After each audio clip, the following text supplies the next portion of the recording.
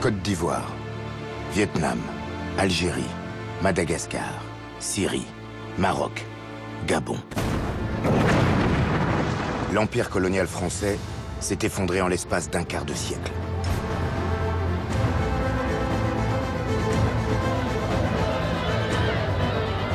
La France est acharnée à conserver ses colonies par tous les moyens.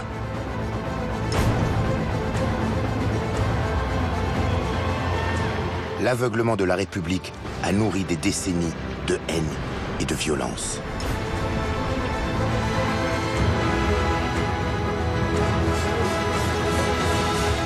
Cette histoire a laissé des traces indélébiles dans les cœurs et dans les âmes.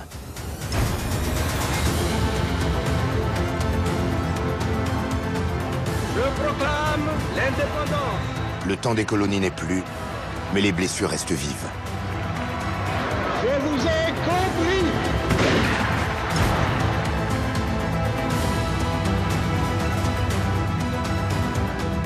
Il est temps d'affronter ce passé qui a fait couler tant de sang et de larmes.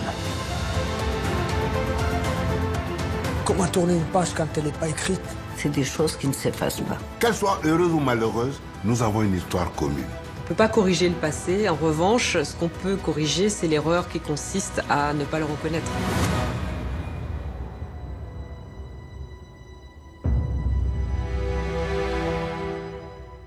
On n'écrit pas l'histoire avec une gomme.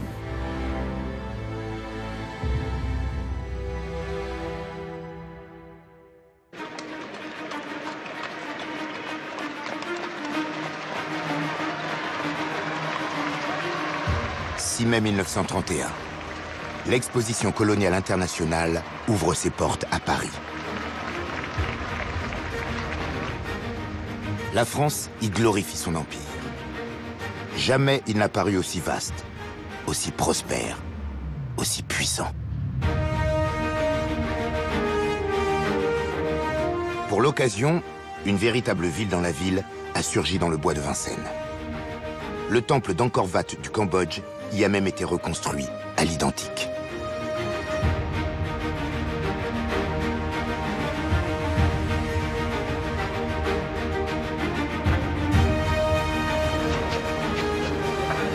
Au détour d'une allée, un palais de style soudanais se dresse. Plus loin, une pagode du Tonkin et même un souk tunisien où l'on s'achète une part de rêve pour quelques sous. Chacun vient faire son tour du monde en un jour, comme l'annonce la réclame. Le spectacle fait recette. En 6 mois, 33 millions de tickets sont vendus.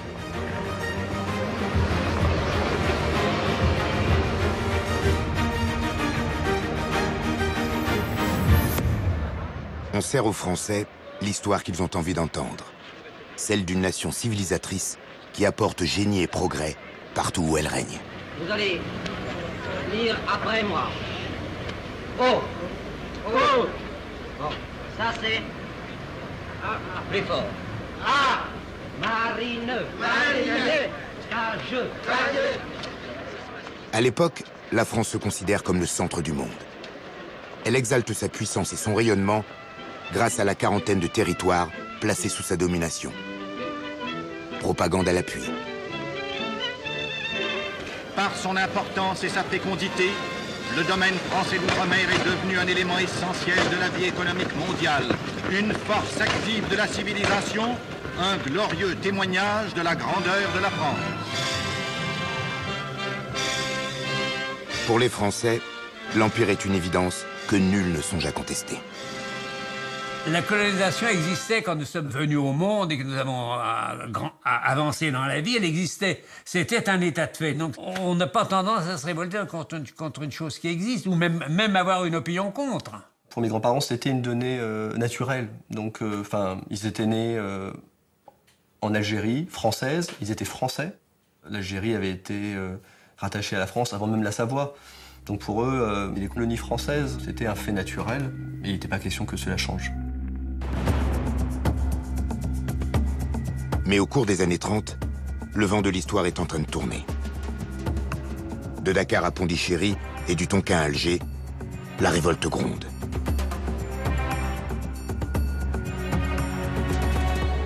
une nouvelle génération de leaders commence à donner de la voix. Alal El Fassi au Maroc, Habib Bourguiba en Tunisie, Messali Hadj en Algérie remettent en question l'ordre colonial. L'Afrique et les Antilles ne sont pas en reste. La contestation s'éveille aussi. Le Sénégalais Léopold Sédar Senghor et le Martiniquais Aimé Césaire y apporteront bientôt leur contribution. Quant à l'Indochine, le jeune Ho Chi Minh s'y affiche déjà comme l'emblème du combat de libération nationale.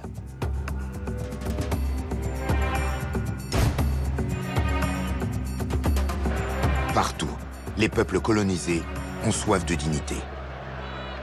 Non sans raison.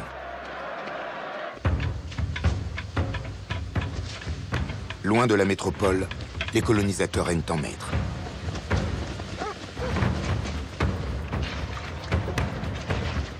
Les injustices, les inégalités sont légion.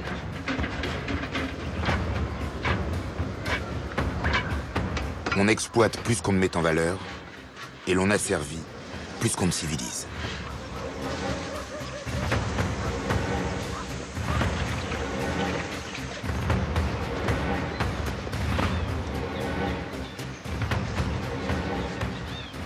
Sur les millions de colonisés, seuls de rares élus disposent du droit de vote.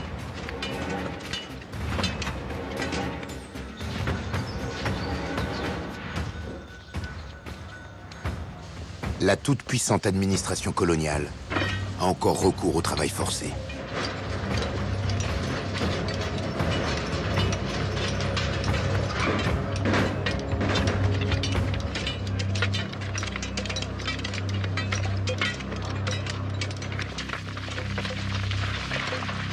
J'ai vu ces travailleurs-là parce que j'étais adolescent.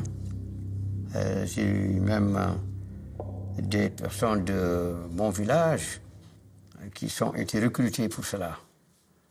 Beaucoup mouraient dans ces travaux-là.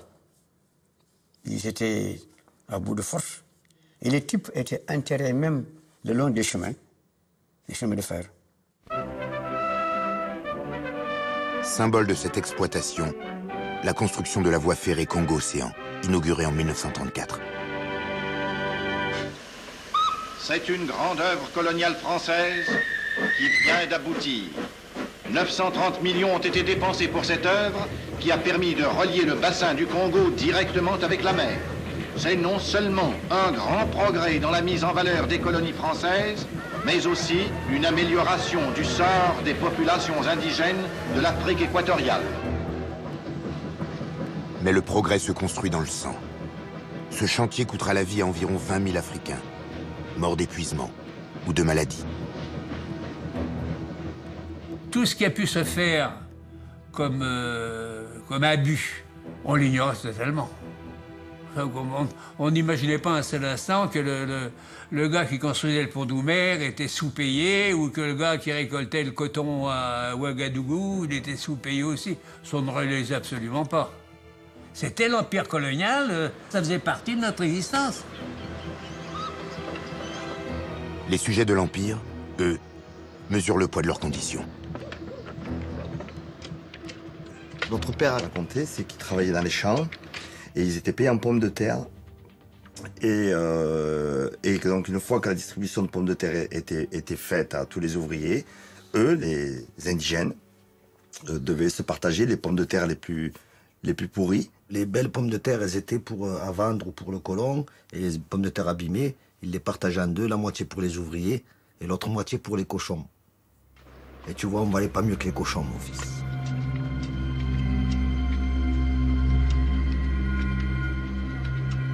Mon grand-père, quand les Français sont arrivés dans le village, en fait, il a été marqué parce qu'à ce moment-là, les colons cherchaient à recenser les gens, à savoir combien il y avait d'hommes en âge de travailler. Ils ont utilisé une technique qui est de prendre une lame de rasoir et de marquer en fait les habitants. Et donc mon grand-père avait eu une marque au rasoir, un plus et un moins sous chaque œil. Et c'est une marque qu'il a gardée toute sa vie. C'est quelque chose qui, dans la famille, on en parlait assez régulièrement. Les Marocains n'avaient pas le droit aux mêmes soins que les colons. Mon oncle, Brahim, est décédé à suite d'une fièvre mal diagnostiquée et mal soignée, parce qu'il n'a pas pu accéder au système de soins nécessaires pour le guérir. Ces injustices attisent les revendications. Mais le fracas des armes couvre soudainement leur voix.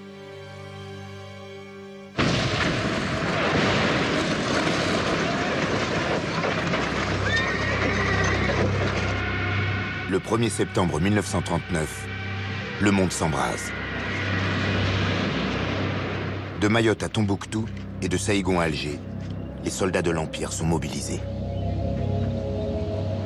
Traversant les océans, les indigènes des plus lointaines colonies viennent offrir leur vie à la patrie menacée.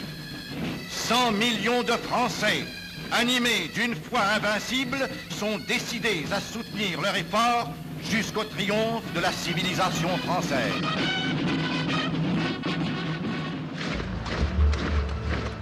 Dix mois plus tard, le 14 juin 1940, les Allemands entrent dans Paris.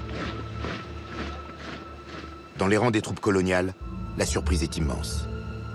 La France est défaite. Le colonisateur blanc n'est donc pas invincible.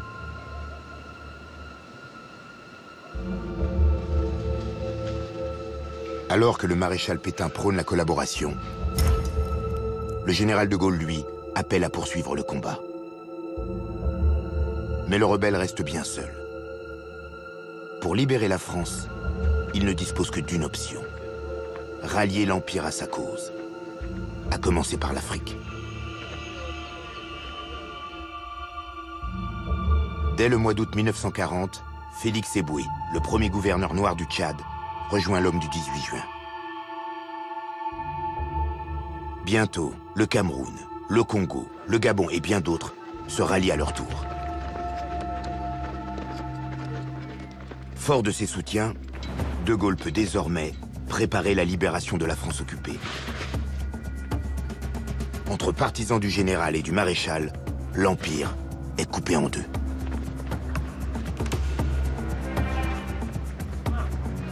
On chantait « Maréchal, nous voilà ». C'était la chanson de Pétain. Je chantais « Maréchal, nous voici, nous voilà devant toi, le sauveur de la France ». Ça ne disait rien pour moi, j'étais petite, je ne comprenais pas. C'est obligatoire, tous les matins, il faut chanter. C'est dans ma rue que s'entraînait la deuxième division blindée de Leclerc. Hein. C'est dans la rue de mes parents, là où on était. Donc, forcément, dans notre âge, on jouait aux soldats après. Et puis on chantait Général de Gaulle. Avec ça, c'est 100 000 soldats. En 1940, on chantait ça à l'école. Au fil des mois et des batailles, des pans entiers de l'Empire basculent dans le camp gaulliste. Le général n'est pas avare de promesses. Il s'engage à offrir l'indépendance à la Syrie et au Liban s'il se range sous sa bannière. Goumiers marocains, spahis algériens, tirailleurs sénégalais, soldats de Syrie et du Liban rejoignent les rangs des forces françaises libres.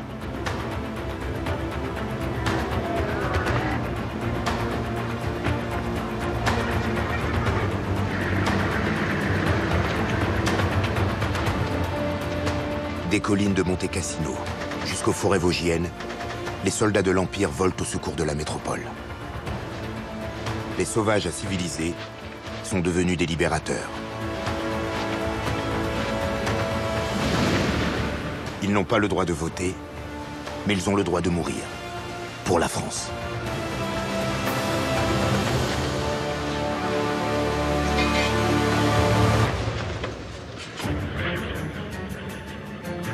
En 1944, alors que la défaite du Troisième Reich se profile, les revendications nationalistes ébranlent à nouveau l'ordre colonial. De Gaulle, qui sillonne l'Empire, a entendu l'appel. Pour galvaniser les troupes et calmer les esprits, des réformes s'imposent. Le 30 janvier 1944, devant une salle remplie de fonctionnaires coloniaux, quasiment tous blancs, le général ouvre la conférence de Brazzaville pour refonder l'Empire sur des bases nouvelles. Nous croyons qu'aucun progrès n'est ni ne sera un progrès si les hommes qui à l'ombre de notre drapeau, ne devait pas en profiter moralement et matériellement.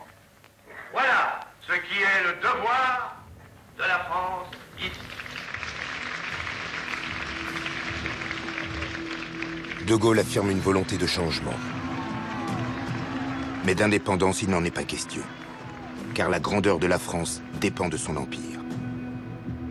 Dans les colonies, la déception domine.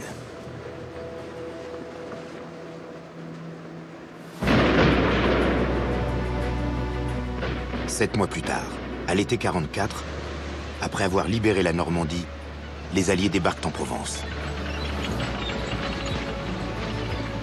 La guerre n'est pas achevée. Et pourtant, l'actualité coloniale va basculer dans le sang. La victoire finale approche. Il faut blanchir l'armée pour affirmer aux yeux du monde que le peuple de France se libère par lui-même. Le gouvernement décide alors de démobiliser plusieurs régiments de tirailleurs sénégalais. Pour accélérer leur retour au pays, les autorités promettent qu'ils toucheront leur solde sitôt arrivés à Dakar.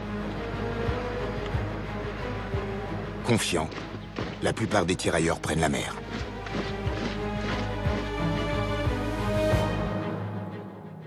Mon père s'appelait Antoine-Jean Abibou. Et il a été enrôlé dans les tirailleurs sénégalais. Ils débarquent à Dakar. Ils sont envoyés dans un camp qu'on a préparé pour eux. Il y a plus d'1 millier de personnes dans des baraquements. Et ils continuent la procédure pour se faire payer leurs émoluments, qui étaient indus. Et à force d'insister, un jour, le commandant du camp de Thiaroye leur donne rendez-vous sur la place des armes à Thiaroye. 1er décembre 1944, ils sont réveillés au clairon. On leur demande de se rassembler sur l'esplanade. Et ils s'aperçoivent qu'aux alentours du camp, le camp est complètement encerclé par toute une série de régiments divers et variés. Pour mater les tirailleurs, les officiers ordonnent de tirer. Les mitrailleuses crépitent. Les corps s'effondrent. Et on tire sur des gens qui juste demandaient leur dû. Ce n'était même pas une revendication d'augmentation de salaire ou d'un avantage particulier. Non, c'est ça qu'on leur devait. Ce que je sais, sinon je ne serais pas ici, c'est que mon père s'est couché tout de suite. Et il fait partie des gens qui survivent et qui sont par contre désignés comme étant des meneurs de cette soi-disant rébellion armée. Et on condamne 34 personnes de 10 ans à 2 ans de prison. Mon père a été condamné à 10 ans de prison. Ils sont manifestés sans être armés. Ils n'avaient pas d'armes. On les attire lâchement. Et ceux qui l'ont fait n'ont pas été punis. C'est ça le mal. Ceux qui l'ont fait ça n'ont pas été punis. La répression a tourné au massacre. On dénombre plus de 50 morts et des dizaines de blessés. Les autorités ont commis l'irréparable. Elles ont tiré sans sommation sur leurs frères d'armes.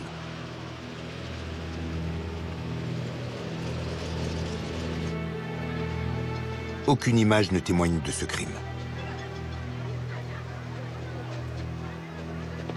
La propagande préfère mettre en scène le retour joyeux d'un tirailleur qui ignore tout de cette tragédie. Amadouba a le sens du protocole. Il prend la tête du cortège dès que les cases sont en vue. Le village est en effervescence. C'est un véritable événement que le retour du guerrier Amadouba.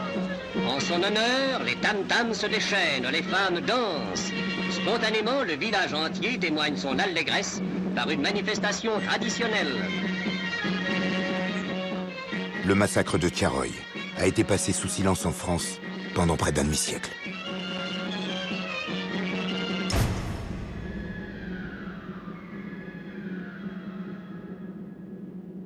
Il n'y a aucune mémoire de ça et c'est terrible. C'est terrible qu'il n'y ait pas de mémoire des événements passés, qu'il n'y ait pas de cette transmission-là. Et d'une certaine manière, les massacrés de Thiaroye, s'ils ne sont pas connus aujourd'hui, c'est comme si ils n'avaient pas existé. C'est quand même assez grave que l'armée française ait commis ce genre de choses, parce que ça prouve en fait que cet idéal de on libère les gens, on fait les choses parce que on veut rendre le monde meilleur et parce que on a une idéologie positive et noble derrière nous, ça prouve qu'en fait c'est pas le cas, puisque à la moindre contestation, on tue les gens. Tous les débats concernant la France et ses anciennes colonies françaises, tout ça est entaché par ce passé historique et par ces différentes formes d'injustice.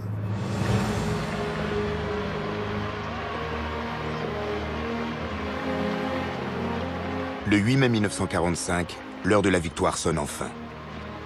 L'Allemagne nazie capitule et l'Europe tout entière s'abandonne à la liesse. La métropole et l'Empire fêtent 5 ans de combats acharnés et la reconquête du territoire national.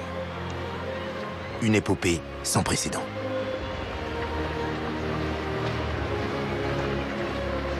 À Tunis comme à Brazzaville, à Dakar comme à Alger, la population célèbre aussi la fin des combats. Mais dans le secret des cœurs, les peuples colonisés réclament leur dû. Ils ont versé leur sang et attendent d'être payés en retour.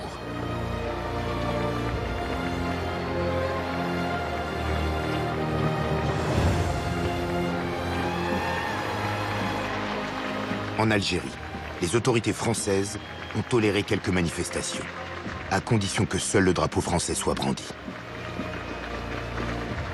Mais dans la ville de Sétif, le cortège va se transformer en champ de bataille. Aujourd'hui encore, personne n'a oublié.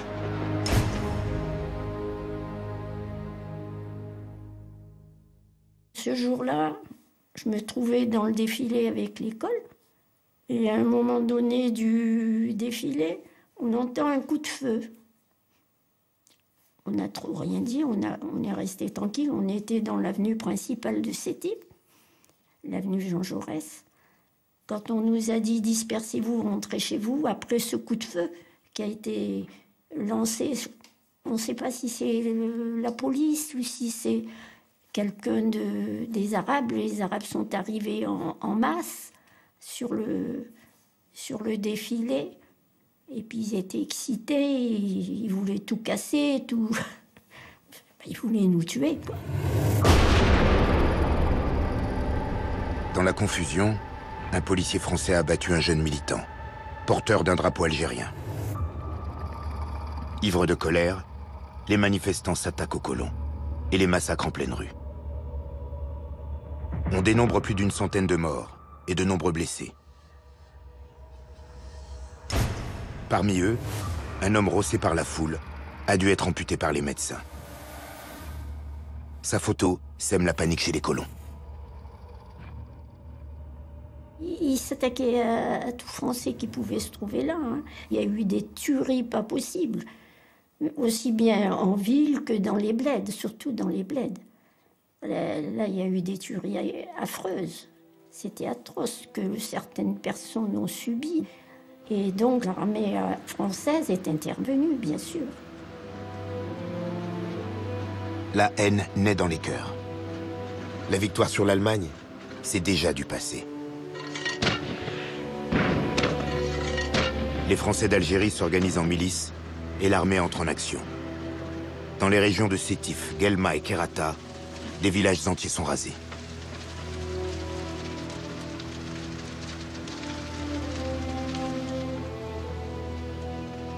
L'armée n'interroge pas les suspects. Elle laisse les caméras faire leur gros plan.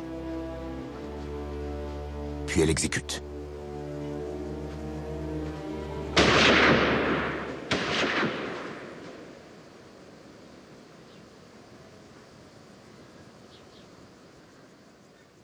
Pendant les massacres de Sétif de 8 mai 1945, il y avait une famille de chez nous, Hannoz, la famille Hannoz, dont le père était instituteur et qui a été jeté du pont avec ses 2 enfants et qui se sont retrouvés écrabouillés au fond de gorge de Kerata, une profondeur de, je sais pas, de 50 mètres. Oui.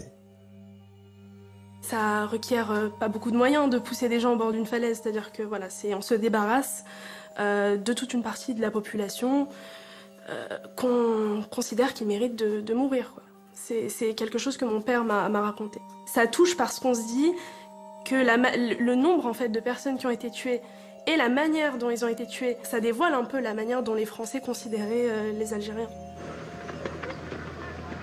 La peur s'installe dans la population arabe et kabyle. Pour montrer que l'ordre a été rétabli, l'armée reconstitue des scènes de reddition.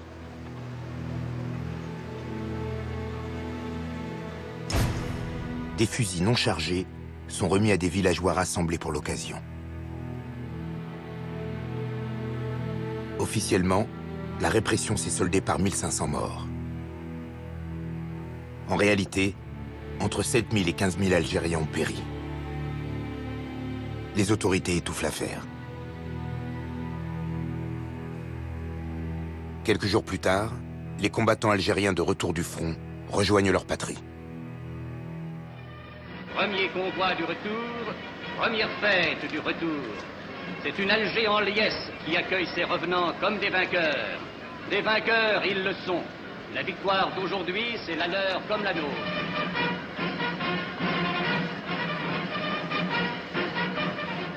Les soldats algériens qui sont revenus de la guerre ont trouvé dans la région de Karata de Galmatiétif leurs maisons incendiées, leurs familles décimées. Donc c'est la récompense qu'ils ont eue après avoir participé à la libération de la France. Certains officiers, certains militaires français qui avaient participé à Monte Cassino, par exemple, ont dû vraiment avoir une haine incroyable, enfin, un sentiment de trahison indescriptible. Et nous, on en a toujours entendu parler dans notre enfance. Je crois que la fracture, elle vient de là, beaucoup, de ce 8 mai 45 là. Parce que la France se libère d'un côté et elle réprime de l'autre. Elle se libère d'un côté avec l'aide de ceux qu'elle va réprimer. De ceux-là même, elle va les tuer leur famille. Mon père m'a dit que pour lui, c'était le moment qui avait déclenché en fait la guerre d'Algérie. Côté français, rares sont ceux qui mesurent l'ampleur du drame qui vient de se jouer. Chargé de rétablir l'ordre, le général Duval met en garde de manière quasi prophétique le gouvernement colonial. Je vous donne la paix pour 10 ans. À vous de vous en servir pour réconcilier les deux communautés. Si la France ne fait rien, tout recommencera en pire, et probablement de façon irrémédiable. Mais les autorités ignorent cet avertissement. Alors que l'Algérie est reprise en main par la terreur, la Syrie et le Liban s'embrasent à leur tour. De Gaulle leur avait promis l'indépendance. Une promesse à moitié tenue, car si la France reconnaît désormais leur souveraineté, elle compte y maintenir sa tutelle. Pour mater la révolte, l'aviation française bombarde Damas. Elle y sème la ruine. Dans les décombres, gisent des milliers de morts et de blessés. Victimes inutiles, car la France va se retirer du Moyen-Orient, sous la pression des Britanniques, qui souhaitent régner sans partage sur la région. La Syrie et le Liban accèdent à l'indépendance pleine et entière. Les premières pierres de l'Empire s'effondrent. La France ne peut s'y opposer, d'autant qu'à 10 000 kilomètres de là, s'ouvre un autre front, en Indochine. Au Vietnam, un vent de révolte souffle sur la perle des colonies. Le frêle Ho Chi Minh est devenu le chef de la rébellion. Le leader communiste proclame dès le 2 septembre 1945 l'indépendance de son pays.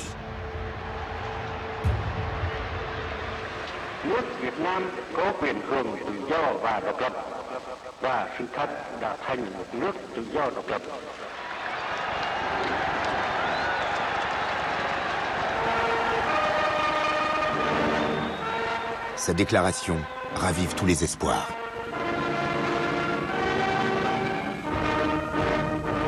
Vous savez, ce temps-là, j'avais 16 ans, jeune.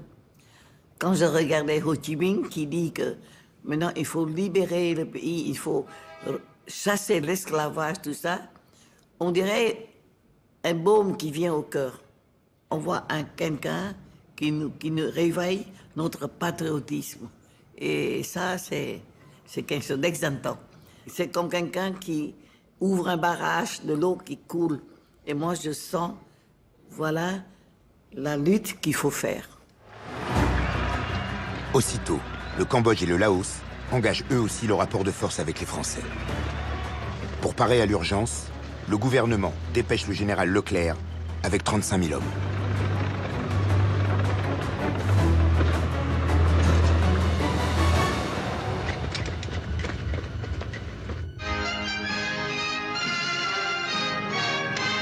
Malgré les difficultés qu'oppose la végétation, malgré les retards engendrés par les destructions du Viet Minh, la zone de paix s'étend avec l'avance de nos troupes.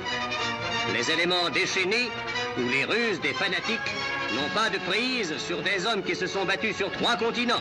Hier, le méchoui arabe, aujourd'hui, le cochon anamite. Sous la pression militaire, Ho Chi Minh accepte de négocier. De Gaulle a quitté le pouvoir quelques mois plus tôt. C'est Georges Bidault, le nouveau président du Conseil, qui accueille le leader vietnamien. Mais pendant le séjour d'Ho Chi Minh à Paris, en Indochine, le gouverneur général français proclame dans le sud du Vietnam un État indépendant, affilié à la France. C'est une trahison. Un accord de façade est signé. Ho Chi Minh rentre au Vietnam. Les cérémonies officielles ne lui font pas oublier le double jeu des Français. Tout en souriant à son peuple qui l'acclame, l'oncle Ho pressent que la guerre est inévitable.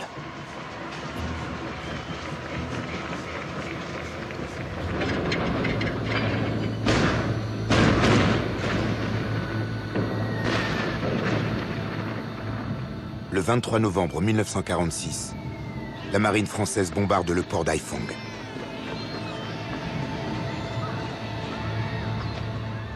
Ces obus provoquent plusieurs milliers de victimes. Une blessure qui saigne encore.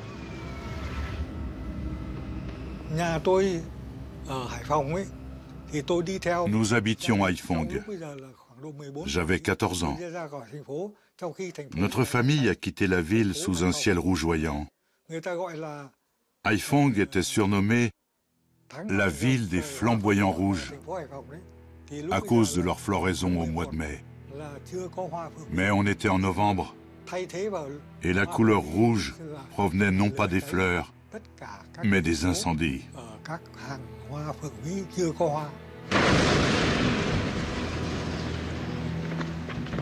Quelques semaines plus tard, l'armée Viet Minh réplique. La guerre d'Indochine vient de commencer. Elle va durer 8 longues années.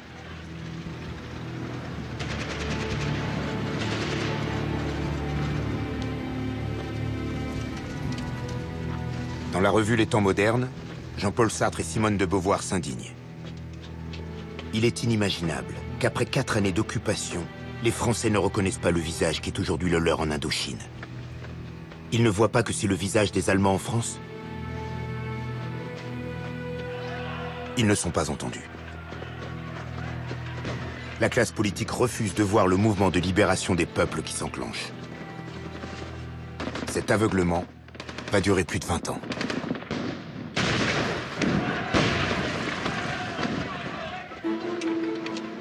En métropole, les Français se passionnent peu pour la lointaine Indochine.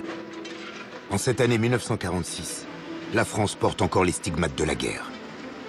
Les villes restent balafrées et le rationnement n'est toujours pas supprimé. La population est davantage préoccupée par le ravitaillement et la reconstruction que par l'avenir de ces colonies. Mais conserver l'Empire a un prix. Le prix du sang et le prix des réformes. La 4e République s'engage sur la voie du changement. Dès 1946, une trentaine de parlementaires représentent les colonies sur les bancs du Palais Bourbon. Ils n'ont jamais été aussi nombreux.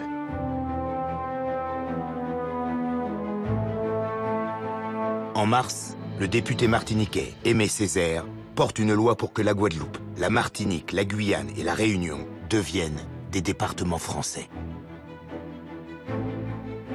Dans ces territoires où la misère règne depuis des décennies, cette départementalisation promet un développement accéléré et l'espoir d'une vie meilleure.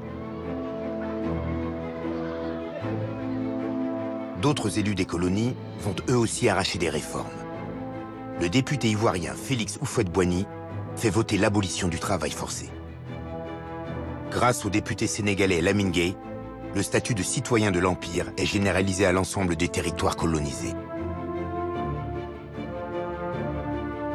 Ces réformes ouvrent une ère nouvelle.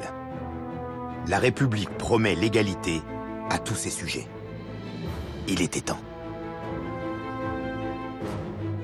En octobre 1946, les mots changent. À l'Empire succède l'Union française. Désormais, la France et ses possessions d'outre-mer forment un ensemble fondé sur l'égalité des droits et des devoirs, sans distinction de race ni de religion. Du moins, officiellement.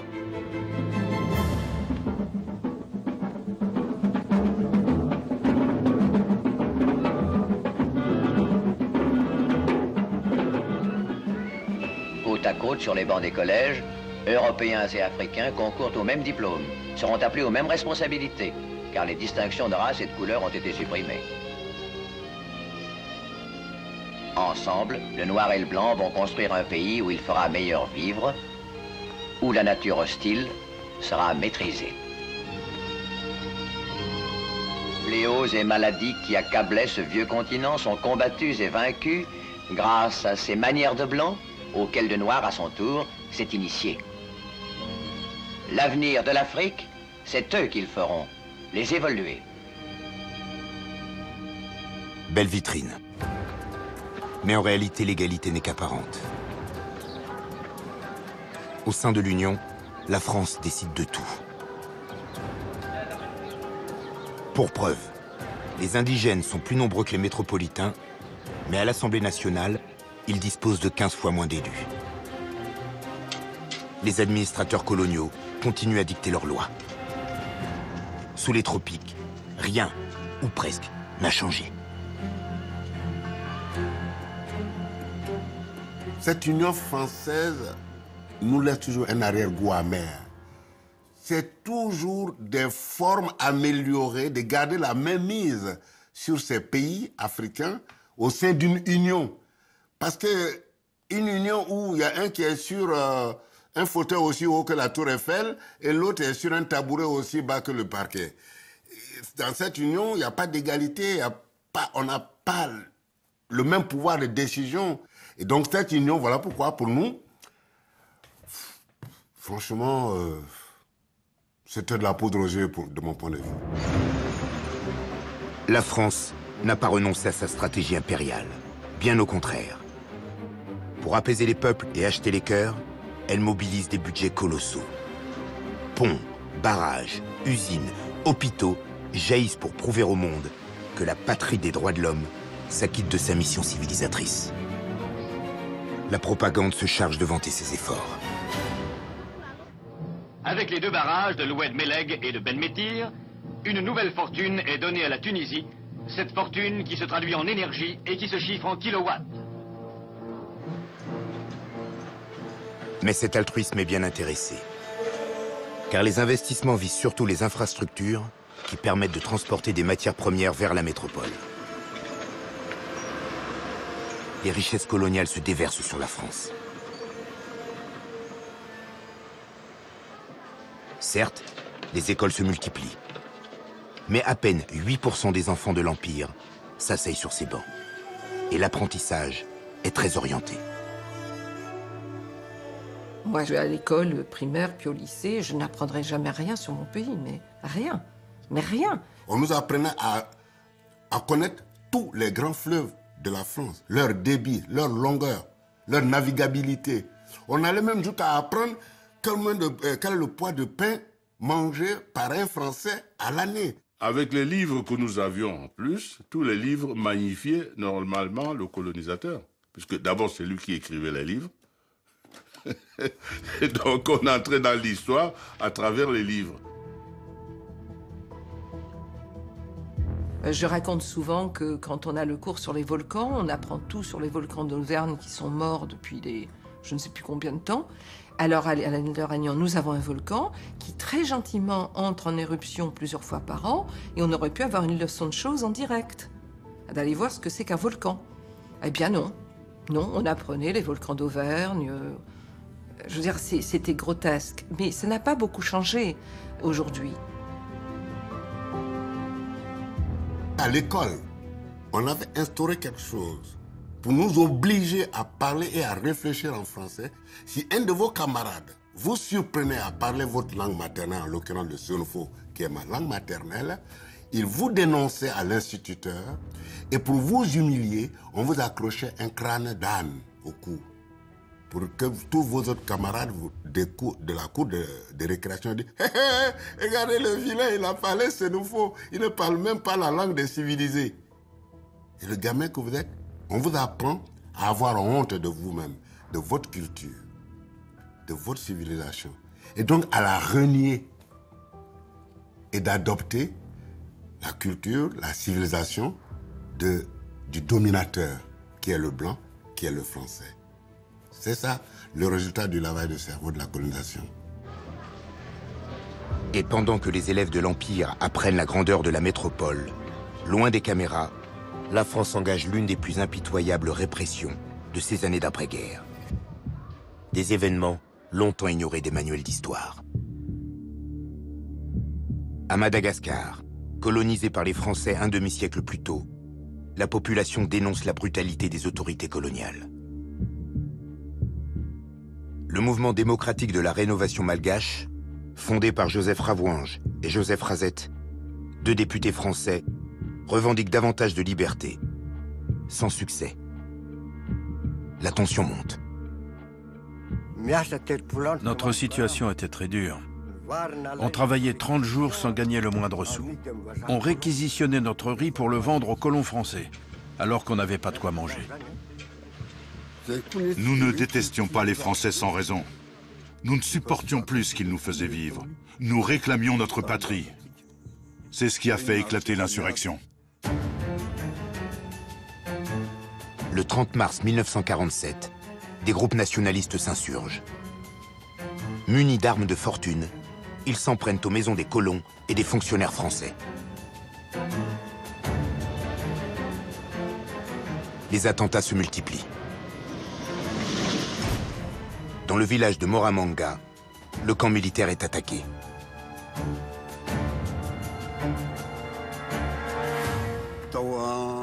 À Moramanga, nous avons pris de force armes et munitions. Tout le monde voulait les fusils parce que nous n'avions pas d'armes à feu. Moi, j'ai donné un coup de poignard dans la cuisse d'un soldat français.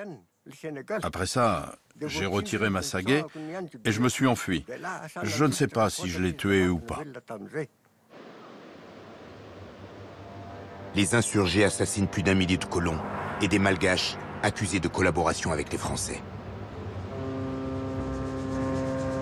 Pour mater la révolte, des soldats marocains, comoriens et des tirailleurs sénégalais débarquent à Madagascar. Leur mission, pacifier le territoire coûte que coûte. La reconquête militaire de l'île se veut exemplaire. Comme à Sétif, la terreur est de mise. J'étais à Moramanga à ce moment-là. On nous a dit « Sauvez-vous, les Français arrivent pour attaquer le village. Ils vont tout incendier. » On a tout emmené. On était avec les enfants et on est allé dans la forêt. Les parents mettaient leurs mains sur la bouche des enfants ou bien ils les nourrissaient pour les empêcher de pleurer, pour qu'ils ne fassent pas de bruit. Une véritable guerre s'engage.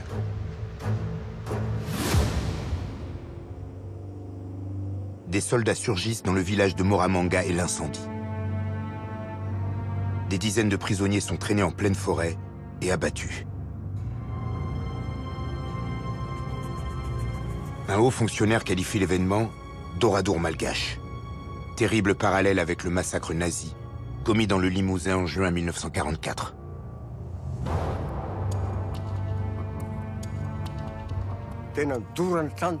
Ils brûlaient les maisons. Ils tiraient sur les gens. Ils tiraient sur leurs troupeaux. On a beaucoup souffert.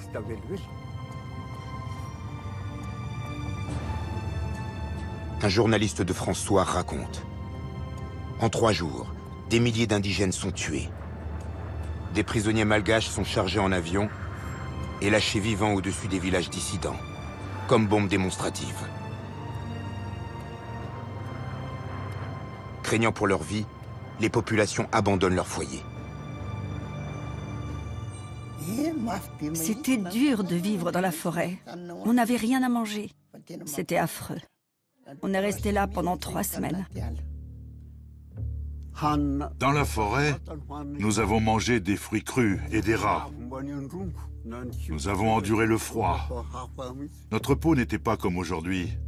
Elle était pâle et couverte de piqûres de moustiques.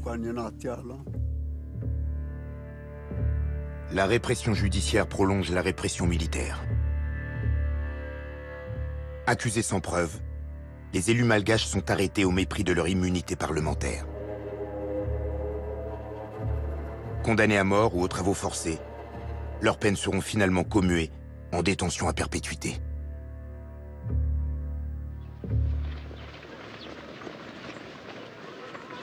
Après des mois de violence, des villages entiers se soumettent sous l'œil des caméras. La leçon est claire. Les révoltes contre la France ne l'emportent jamais. On était peu nombreux. On ne pouvait pas gagner. Alors on a hissé le drapeau blanc. Et puis, tout est rentré dans l'ordre. Derniers échos des troubles graves qui ont désolé et ensanglanté Madagascar. En présence de la population du village, attentive et silencieuse, la soumission est acceptée. Un buffle est sacrifié selon les rites immuables de la tradition madécasse. Cérémonie naïve, mais chargée de sens dans un pays primitif où la loi ancestrale a conservé une valeur et une force exceptionnelles. Marqués au fond du sang expiatoire, ces égarés d'hier reprendront place dans cette communauté de l'Union française qui ne peut vivre et prospérer que dans le calme et la paix.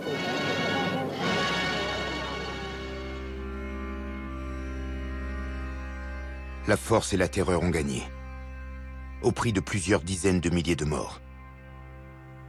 L'île Rouge n'a jamais aussi bien porté son nom. Cette tuerie est encore inscrite dans la mémoire collective malgache. Chaque année, un deuil national rappelle ces journées de sang. La France a oublié.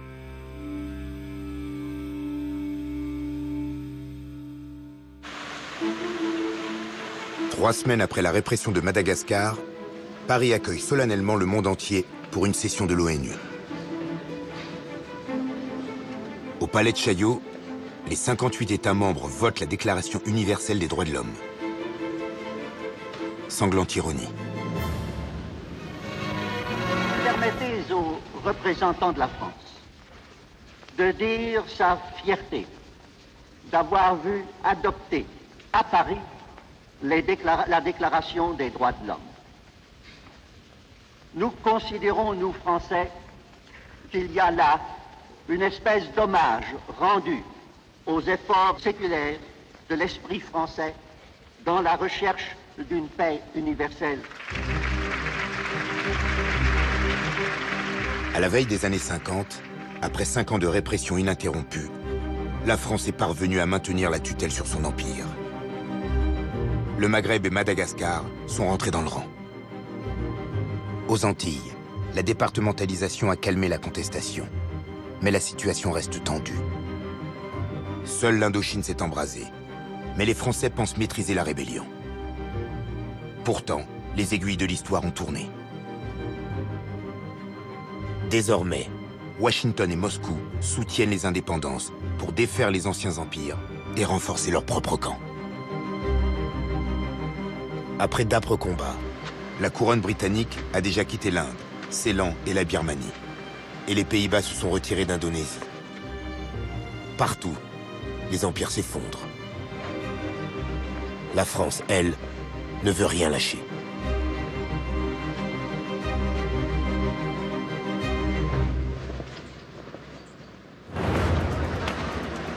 début des années 50, en Afrique subsaharienne, plusieurs partis ont déjà réuni leurs forces au sein du Rassemblement démocratique africain, un mouvement proche des communistes. L'un de ses principaux animateurs, le député ivoirien Félix Houphouët-Boigny, veut abolir la domination coloniale. Une revendication inacceptable en ces temps de guerre froide. Paris décide de briser ses rebelles, un peu trop proche de Moscou à son goût. En Côte d'Ivoire, l'armée riposte brutalement. Le 27 janvier 1950, Félix Houphouët-Boigny échappe de peu à l'incarcération. Le lendemain, le sénateur Victor Biakaboda est retrouvé décapité en pleine brousse. Des milliers de sympathisants sont arrêtés. Des centaines de villages sont détruits. Une chape de silence s'abat sur ces agissements. Silence du côté des bourreaux, mais aussi du côté des victimes. Il y a un vrai tabou en fait sur ces questions-là. On m'a rien raconté dans ma famille sur l'histoire des velléités d'indépendance de la Côte d'Ivoire. C'est des souvenirs, je pense, traumatisants. C'est comme des blessures et les gens n'ont pas envie de rouvrir ces blessures-là. Là, je pense notamment à la génération de nos grands-parents ou de nos oncles qui ont aujourd'hui 60, 70 ans. Ils n'ont pas nécessairement envie de reparler de ces choses-là parce que c'est des souffrances. Et puis je pense aussi qu'il y a une part de honte, la honte du perdant en fait, la honte de s'être révolté pour rien, la honte qu'il y ait eu des morts pour rien. Seul un film témoigne de ces exactions. Afrique 50, tourné clandestinement par un jeune cinéaste, René Vauthier, militant du Parti communiste.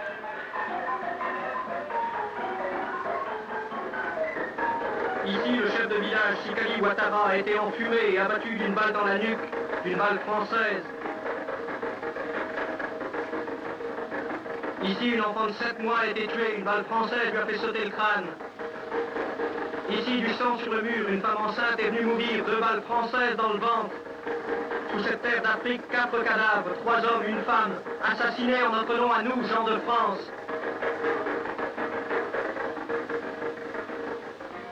Tu t'étonnes, les cases brûlées, les habitants massacrés, le bétail abattu pourrissant au soleil, ce n'est pas l'image officielle de la colonisation. Amis, la colonisation, ici comme partout, c'est le règne des vautours. Afrique 50 est l'un des premiers films anticolonialistes français. Il sera interdit durant près de 40 ans. Son auteur sera arrêté, mais le film circule clandestinement et indigne les militants de gauche.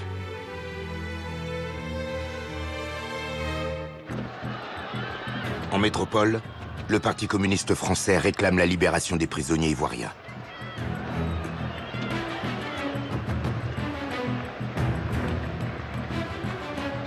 Pour ne pas ouvrir un nouveau front en Afrique, le gouvernement affine sa stratégie. Un marché est proposé à Houphouët-Boigny. En échange de l'abandon des charges qui pèsent contre lui et son parti, Paris impose la rupture avec le Parti communiste. Pour éviter à son pays les foudres des autorités coloniales, Houphouët-Boigny accepte et rentre dans le rang. Il deviendra même ministre quelque temps plus tard. Et la Côte d'Ivoire connaîtra une période de relations privilégiées avec la métropole.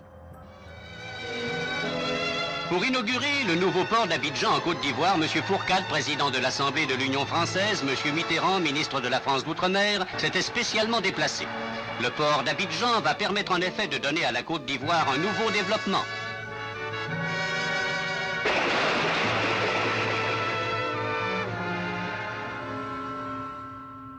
La France est parvenue à ses fins en Afrique. Mais après Madagascar, puis la Côte d'Ivoire, c'est aux Antilles que les tensions se multiplient. 3 ans de départementalisation ont à peine modifié la situation. Les Békés, ces grandes familles descendantes des premiers colons européens, restent les maîtres. La population noire, sous-payée, est maintenue en marge de la société, dans un état d'extrême pauvreté. tous les cadres supérieurs dans la fonction publique, tous les magistrats, tous les commandants de gendarmerie, les chefs départementaux de police, les grands chefs d'entreprise, les chefs en général sont blancs. Ça, c'est clair. Ça envoie un signal difficilement supportable. On vit mieux parce qu'avant, cette loi sur la départementalisation, c'était lamentable et pire. Mais on n'a toujours pas la capacité de se faire un destin. Ça veut dire que on n'est toujours pas capable d'avoir un avenir, même sur son sol. Et j'imagine simplement l'horreur dans l'esprit des parents qui voient leurs enfants ne pas pouvoir monter plus haut qu'eux et devoir les rejoindre dans les champs de canne. Des conflits sociaux éclatent. Les habitants réalisent que la départementalisation n'a été qu'un leurre.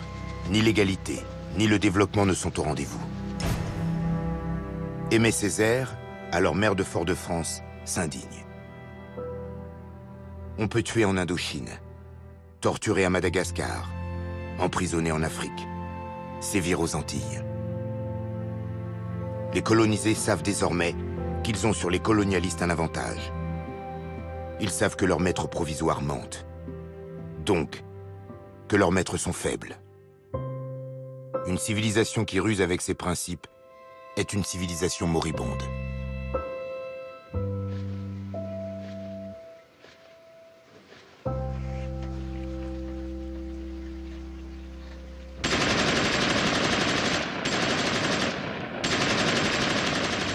Pendant ce temps, en Indochine, la guerre s'enlise.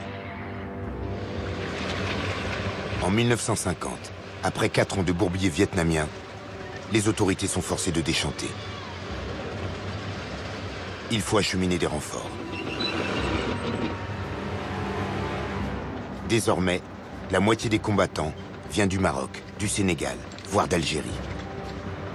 Comme en 1939, les colonisés volent à la rescousse de la métropole.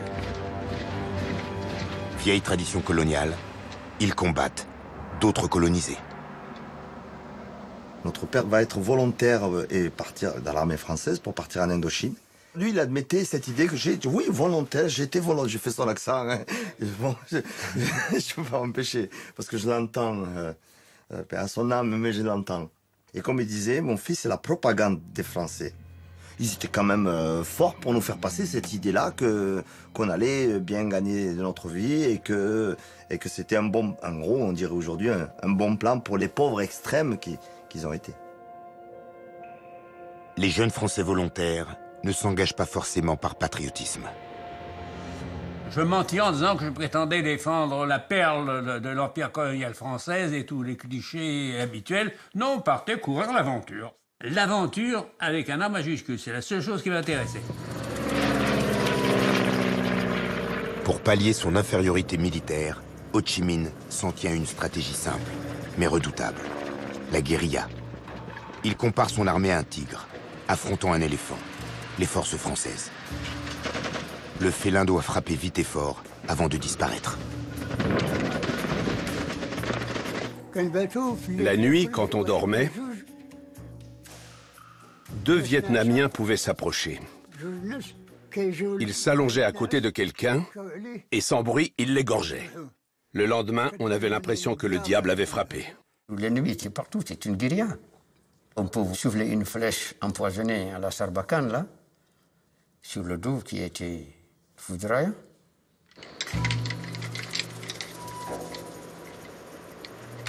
Pour battre l'ennemi, le Viet Minh dispose de plusieurs armes. Des mortiers, mais aussi des journaux. La propagande est omniprésente.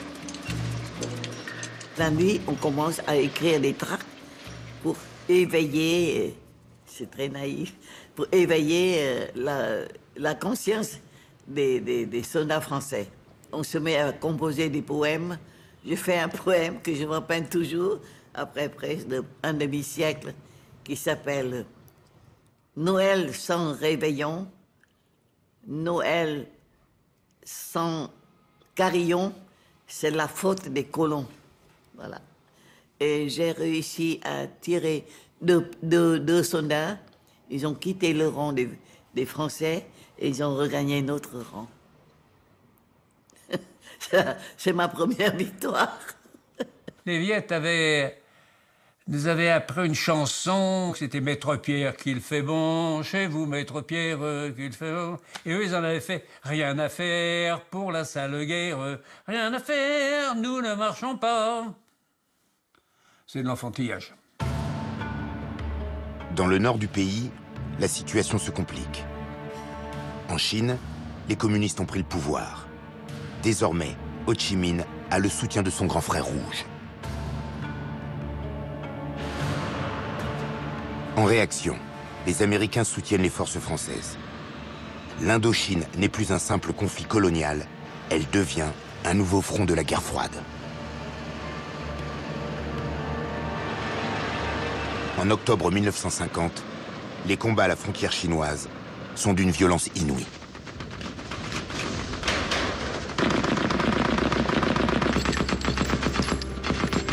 Les Français perdent 5000 de leurs meilleurs soldats.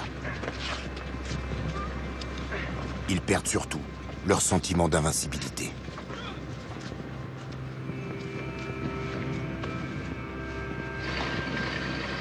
Le Viet Minh prend le contrôle du nord du pays, où l'aide chinoise arrive désormais sans entrave.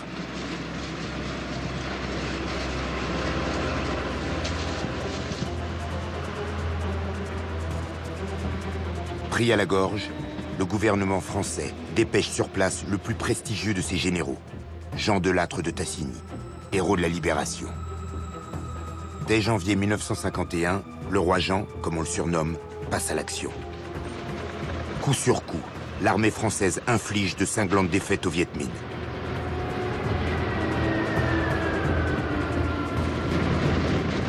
Dans cette jungle épaisse, les Français utilisent tous les moyens pour l'emporter. Même une essence gélifiée, appelée napalm. Vous entrez le matin dans un village où il y a des volailles, des poules, des poulets, des volailles, des cochons, etc. Et le soir, après un coup de napalm, vous entrez dans une terre lunaire. En même temps que ça blesse, ça fait mal au cœur, et en même temps, c'est un choc pour qu'on devienne déterminé à chasser l'ennemi. Une même idée animait tout le peuple. Dans cette guerre, une défaite équivalait à la mort, au retour à l'esclavage. On se devait de vaincre, il ne fallait pas perdre. La guerre nécessitait des sacrifices. Il fallait se résigner à ce que des camarades tombent durant les combats.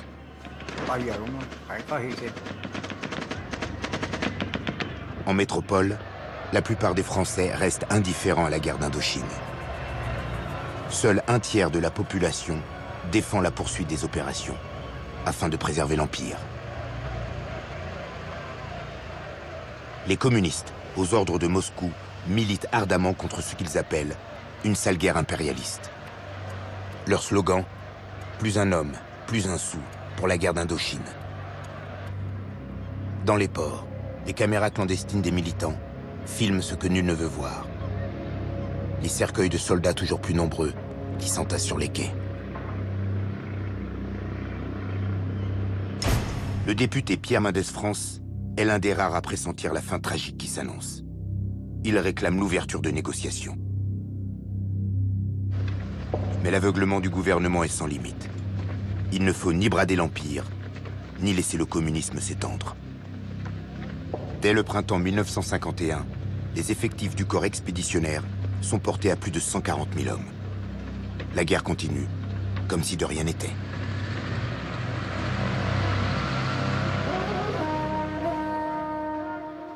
Les difficultés de la France en Indochine ont un écho au Maghreb. En Algérie, au Maroc et en Tunisie, les peuples revendiquent toujours plus de liberté, alors que les colons, eux, se voilent la face. Mes grands-parents maternels ne se rendent pas compte. de la réalité de l'Algérie coloniale, du dénouement extrême dans lequel vivent depuis des générations la majorité musulmane, la majorité arabe et berbère. Je pense qu'ils ne veulent pas savoir, mais encore une fois, ma grand-mère m'a souvent répété qu'ils étaient très ignares par rapport à ça. Le fait que les masses algériennes puissent aspirer à un État indépendant est quelque chose qui ne fait pas partie de leur cadre de pensée. Pendant que les colons détournent le regard, la misère alimente les nationalismes. En Tunisie, Habib Bourguiba, le leader indépendantiste, n'a pas désarmé. Depuis les années 30, le jeune avocat fait du chemin. Arrêté plusieurs fois, il revendique avec force l'indépendance de son pays. Ses talents oratoires électrisent les foules. Mais le pouvoir colonial n'est pas disposé, ici comme ailleurs, à donner aux Tunisiens l'autonomie qu'ils réclament. La France va commettre une très grave erreur. Plutôt que de négocier, Paris décide de frapper le bouillonnant avocat. Le 18 janvier 1952, Bourguiba est arrêté et placé en résidence surveillée.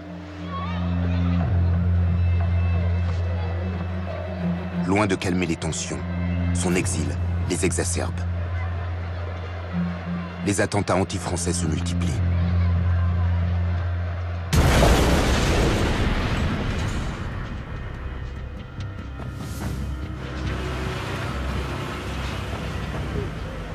La réaction ne se fait pas attendre.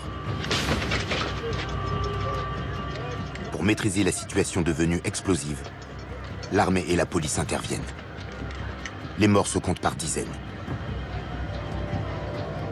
Ces crimes enflamment le monde arabe. Très vite, les émeutes se propagent au Maroc. La grande mosquée et tous les points clés de Casablanca ont été occupés par les forces du maintien de l'ordre. Des perquisitions ont été effectuées dans les centrales syndicales où l'on a saisi de nombreux documents établissant la collusion de tous les éléments extrémistes. Les meneurs vont être jugés. Déjà, de nombreux leaders responsables des émeutes ont été placés en résidence forcée dans le sud marocain. Mon père a été arrêté, il a fait 2 ans de prison. L'ensemble des dirigeants ont été regroupés dans des centres. J'avais 5 ans, je me rappelle qu'avec ma mère, qui avait le droit de lui rendre visite 2 fois par an, qu'il fallait 2 jours de voyage pour arriver là où il était. Il se retrouvait au fin fond du sud marocain, dans une maison, au milieu de nulle part. Les autorités françaises veulent décapiter tous les mouvements indépendantistes. Il faut faire place nette. Après l'exil de Bourguiba, puis la mise en résidence surveillée des leaders marocains, la France vise le sultan du Maroc, le futur Mohamed V, jugé trop complaisant envers les indépendantistes. Il est remplacé par un fragile vieillard, sans aucune légitimité politique. En s'en prenant au sultan, la France a créé un martyr. Les émeutes des premiers jours tournent à la lutte armée. The crowded marketplace of Casablanca is a scene of horror as a bomb explodes in a dense crowd at the height of the business day. 19 were killed instantly.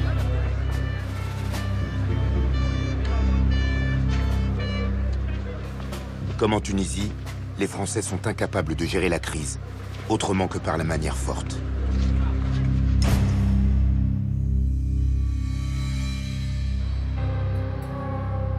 À l'ONU, la France est aussitôt placée sur le banc des accusés. 4 ans plus tôt, Robert Schuman avait affirmé l'attachement de la France aux droits de l'homme. Cette fois-ci, le ministre des Affaires étrangères les ignore et plaide l'incompétence des Nations Unies dans une affaire intérieure française.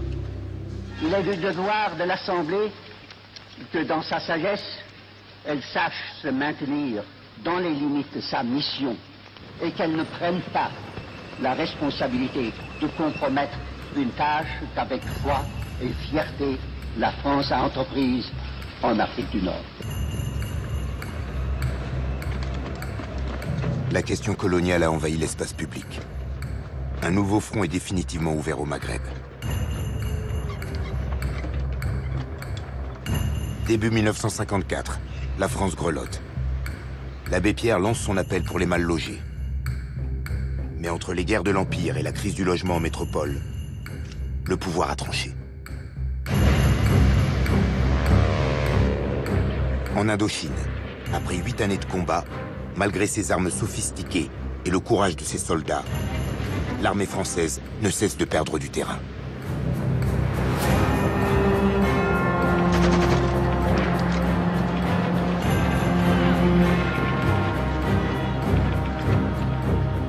Le nouveau commandant en chef, le général Henri Navarre, conçoit alors un plan destiné à infliger aux Viet Minh un coup décisif. Ses forces s'installent dans la cuvette de Dien Bien Phu, un point stratégique entouré de montagnes. Objectif, obliger l'ennemi à sortir de sa jungle et engager le combat.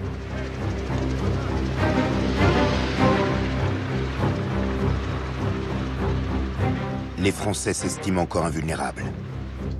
L'avenir va leur donner tort.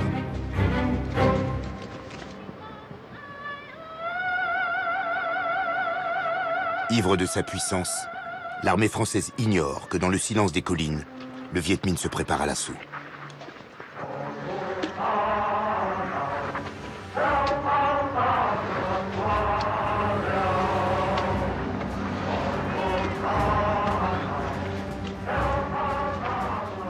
Son armée achemine des tonnes de matériel et de pièces d'artillerie jusqu'au sommet qui surplombe le camp retranché.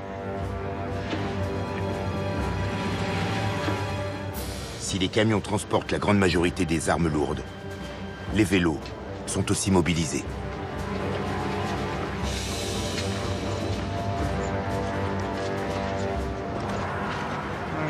Tous les participants utilisaient leurs propres vélos. La plupart étaient fabriqués en France. Pour transporter les 360 kilos de riz, le plus apprécié, ce sont des Peugeot. C'est les meilleurs, les plus aimés. Et si les pneus éclatent, la route est très sinueuse, on n'a pas de pont pour réparer, alors on prend les vêtements et on enroule autour de la roue et on passe. Après 3 mois de préparation, le 13 mars 1954, la bataille de Dien Bien Phu s'engage. Embusquée, l'artillerie Viet Minh est invisible. Et le pilonnage, d'une puissance inouïe. Même les équipes médicales, pourtant enterrées, subissent ce déluge de feu. Ça a été tellement violent que personne ne sortait des abris. On était dans les couloirs en se disant demain matin, il y aura certainement une avalanche de blessés qui va arriver à l'antenne et il faudra faire face. Et là, c'était dramatique parce qu'on ne pouvait pas tous les opérer en même temps.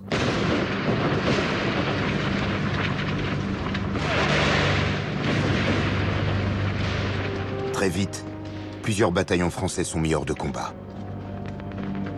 Les fortifications ne résistent pas.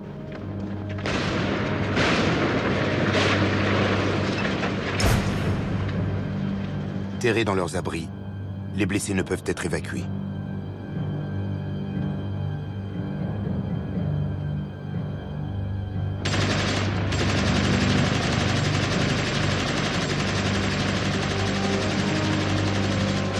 Après 55 jours de résistance acharnée, le 7 mai, les derniers bastions cèdent.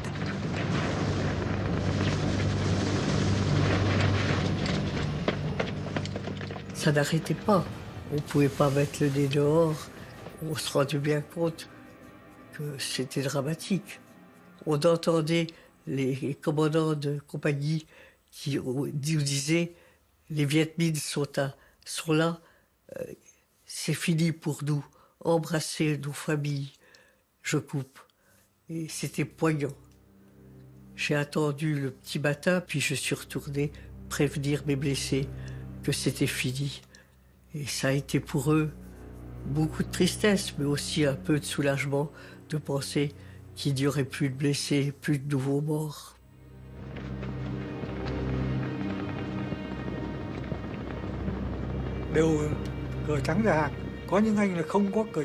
Les soldats qui se rendaient agitaient le drapeau blanc.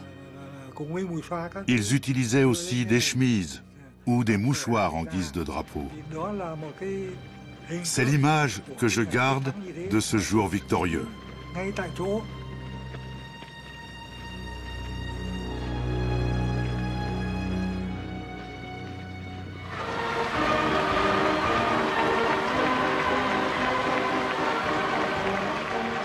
C'est un sentiment de délivrance.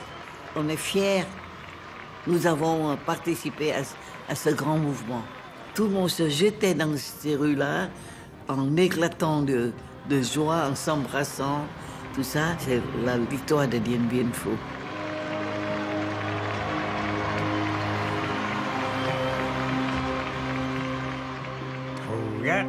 Est-ce que j'ai de la haine contre les Français? Non. Je n'éprouve aucune haine envers les Français.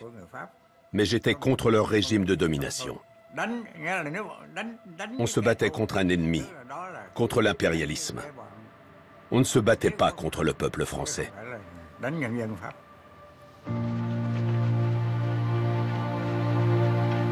Côté français, le désastre se solde par plus de 3000 morts et 5000 blessés. 11 000 combattants sont faits prisonniers. La France subit une défaite humiliante, la plus terrible depuis les jours sombres de 1940. Le seul regret que j'ai là-bas, c'est d'avoir perdu un de mes meilleurs camarades, mon meilleur ami, qui est un Français. Je l'ai perdu en Indochine. Ça m'a fait beaucoup mal.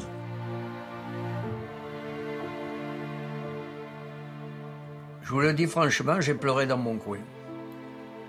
Parce que, pas parce qu'on avait perdu Dien Bien Phu, parce qu'on avait perdu l'Indochine, non. C'est parce qu'on s'était fait battre. Je ne comprenais pas qu'on ait pu se faire battre, que l'armée française ait pu se faire battre. Je ne comprenais pas qu'on en soit arrivé à ça. On a pris de Mandris qu'on y a laissé pas mal de plumes. Et tout ça, ça n'a servi à rien. C'est quand même désespérant puis humiliant aussi, parce qu'on dit qu'est-ce qu'on est venu foutre là?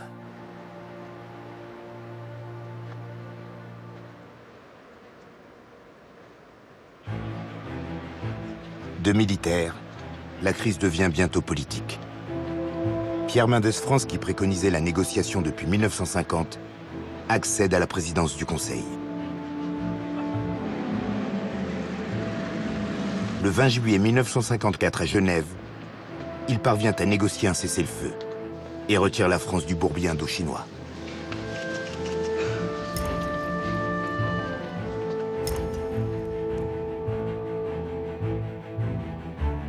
Le Vietnam est divisé en deux États distincts. Le Nord revient au Viet Minh, le Sud devient une république placée sous protection américaine. Le Cambodge et le Laos voient leur souveraineté reconnue.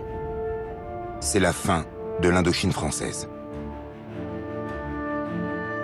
Comme une série de dominos tombant les uns après les autres, la perte de l'Indochine a des répercussions immédiates. Elle oblige la France à restituer à l'Inde Pondichéry, Mahé, Karikal et Yanéon. Des comptoirs qu'elle administrait depuis près de 3 siècles. En octobre 1954, la France commence à se retirer d'Asie dans l'indifférence générale.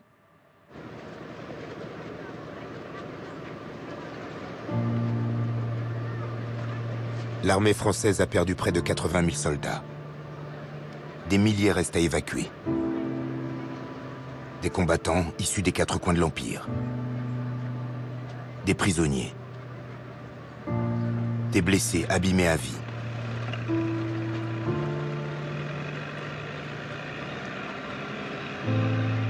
Les Français installés en Indochine et les milliers de supplétifs indochinois qui avaient choisi la France sont rapatriés en métropole, souvent dans des conditions difficiles.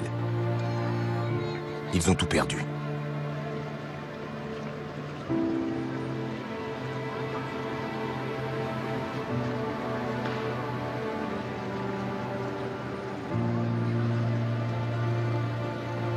L'écho de la défaite se répercute dans l'Empire tout entier. Ce matin à 10 h, on était dans la cour et brusquement la nouvelle se répand et on s'est regardé Et pendant que toutes nos amies étaient effondrées, nous, des yeux, on riait. Si les Indochinois sont arrivés à battre l'armée française, et pourquoi pas nous? Le destin de la France vient de basculer. Alors que d'autres guerres s'annoncent déjà, les autorités vont s'acharner à préserver leur domination, coûte que coûte. La chute de l'empire colonial français n'est plus qu'une question de temps.